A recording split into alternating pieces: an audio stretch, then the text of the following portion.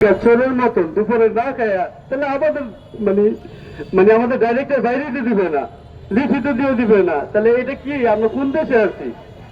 তাহলে আমাদের ডাইরেক্টর থেকে ধরে মনে করেন সব গোপালি একবারে ছবি লোন গান সব কিছু, তাহলে এত কিছু এখনো সরকার এটা পারে না। আর আমাদের ট্রিটমেন্টের জন্য মনে করেন ভালো ট্রিটমেন্ট তো দূরের কথা, ব্যথার ওষুধ ছাড়া আর কিচ্ছু নাই, লাল ট্যাবলেট।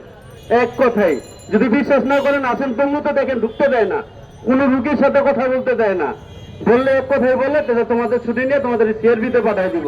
এর আগের দিনও অনেক দিন মানে এটা ভাই ভাষা প্রকাশ করা যায় না আমাদের সাথে কি দুর্ব্যবহার গুলো করছে তারা। তাই এটাই বলতেছি যে আমাদের যে ভাইরা আছে ভাইদের প্রতি ভাই বলে বলতেছি, চুদির ভাই হয়েন না ভাই। যেখানে আপনারা আমরা মেডিকেলে বসে রয়েছি, একবারও তো আমাদের সাথে খাবার খান নাই। রাস্তায় যখন কান্না পড়ছে আমরা তো পানি ভাগ করে খাইছি ভাই, কোথায় গেল ওই ভাই? হ্যাঁ, আমাদের ভাইগুলো কোথায় ভাই?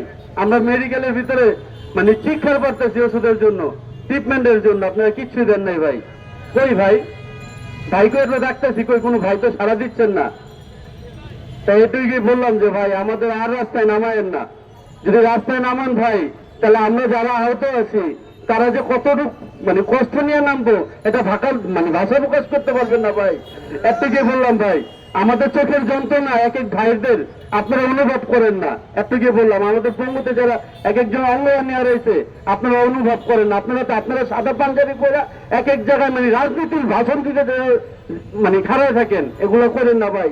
আমাদের দিকে একটু দয়া করে তাকান, আমরা কোন অবস্থায় আছি। আমাদের সাথে একবেলা খান নাই আপনারা, এখনো মেডিকেলে খান, তাহলে বুঝতে পারবেন যে মেডিকেলের কি খাবার দিচ্ছে। আশা করি সবাই ভালো থাকেন। মানে আমার কিছু বলার নাই, সব ভাইদের একই কষ্ট। দয়া করে একটু কষ্টটা যদি না হয় এটাই করেন। আসসালামু আলাইকুম, অসংখ্য ধন্যবাদ।